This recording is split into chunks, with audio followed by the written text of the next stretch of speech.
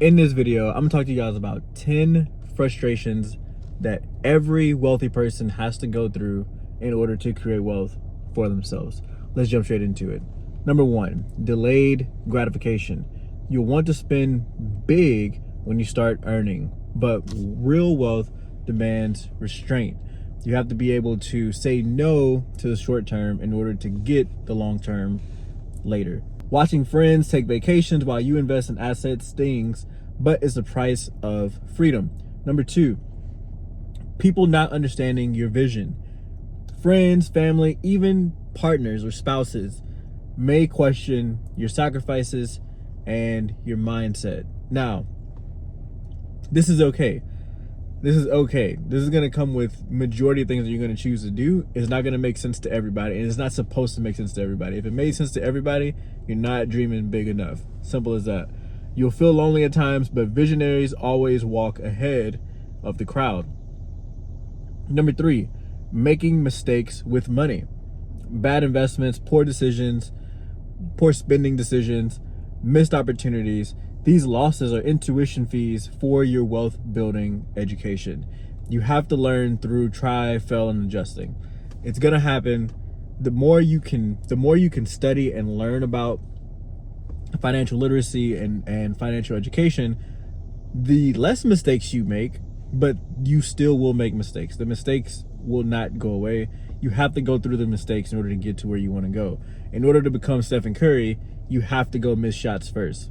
Right? Stephen Curry doesn't just walk into it. Well, maybe now, but there was a period where Stephen Curry couldn't just walk into a gym and make 100 threes in a row like he did, a few years back, right? In the beginning, in order to become a great shooter, not only do you have to shoot and miss shots, you have to study on how to shoot, right? He has one of the best forms ever, and he shoots the exact same every single time. So therefore it decreases the percentage that he misses. So it's the same here with your finances, right? You're gonna make mistakes. You got to go through those mistakes, but the more you learn and the more you become a student, the faster you go through these mistakes, and the better you come out on the other end. Number four, living below your means. Driving an older car, skipping trendy clothes, renting longer than you want. It's gonna be frustrating. Doing those things are frustrating. No one wants to do them. But this discipline builds the margin you need to invest aggressively. It kind of goes back to number one, delaying gratification, right? Keep the stuff you have now so that way you can do what you actually want later, right? But if you keep upgrading your life every time your money upgrades, you'll never really get to where you want to go, because that gap that I always talk about between your income and your expenses will always get smaller and smaller and smaller if you continue to increase your expenses as well. Number five, impatience with results. Wealth builds slowly, even when you're doing everything right. You shouldn't be in a rush. Wealth isn't a rush game. It's a long-term game. The compound effect feels invisible until it all hits at once, right? I don't know if you've read the book, The Compound Effect. It's a great book to read if you haven't already. That and The Slight Edge, both are really, really, really great books. Just talking about doing the small things every single day, being consistent every single day, going to the gym and shooting those shots every single day, and eventually you become Stephen Curry. But it's going to take some time. The first year, the first 2 years, the first 5 years, you may not actually see the results that you actually want to see. However, over time, those compound results will start to increase exponentially, not just linearly. And so it's going to take a while. Wealth builds slow, but you got to stay in the game. Number six, rejection and setbacks. Failed businesses, denied loans, clients that disappear, all part of the process. Learning to persist after no is a key wealth trait. There's a book called The Best Damn Sales Book that really talks a lot about how to deal with rejection, how to deal with denied, clients and failed, all this stuff. But there's an even better book called Go for No, where it talks about going for no, being excited about getting no's, and going through this process of the missed shots. I feel like this video is going to be more so about missed shots than it is going to be about anything else. You have to get good at what you did wrong. in order to get good at what you did wrong, you have to go do stuff wrong, right? A lot of people want to go and avoid this part, but you can't do that if you want to succeed. What number were we on, guys? I think we're on number 7. Learning financial literacy the hard way. Choosing to just learn it by learning it, right? Like not actually studying or doing like that. Budgeting, taxes, investing. No one teaches you this stuff in school. It's not going to come from, your high school or your college, or unless you're in accounting or you're, going to school for it. You're not going to just learn it, in your general studies. So you'll feel dumb at first, but mastering these is a non-negotiable. Again, this isn't just in money. This isn't anything and everything that you choose to do in your life. There's going to be a part of you that's going to feel stupid. You're going to feel like, what the hell am I doing? That's completely normal. You have to go through that part. You have to go through this process in everything. If I said, hey, it's the same reason you had to go through when you first drove a car, right? You get in the car, you're like, what are all these buttons? And it's just like the AC, it's cruise control, the volume up and down. What's VOL? Like in the beginning, it all seems like it's super hard to learn.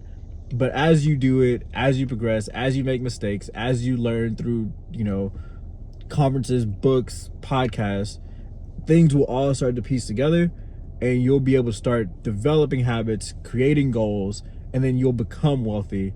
You won't have to necessarily think about it so much. It's like you don't think about driving, hopefully. Number 8, fighting old beliefs about money. Money is evil, quote unquote. Rich people are greedy, quote unquote. I'm not good with money, quote unquote. These lies must be unlearned if you want to step into abundance. It's not what you don't know that ain't so. Sometimes it's what you do know that ain't so. Protect the goose, right? Number 9, sacrificing comfort now for security later. While others relax after work, you're building side hustles, reading, planning. This feels unfair until your freedom arrives, right? And this is one thing that I think a lot of people don't understand, is that they want money to come from the time that they're already using.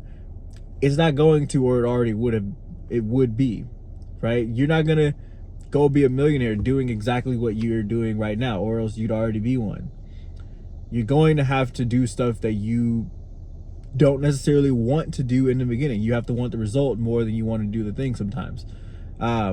I've always heard from 8 to 5, you create a living. From 8 to 5, you create a living.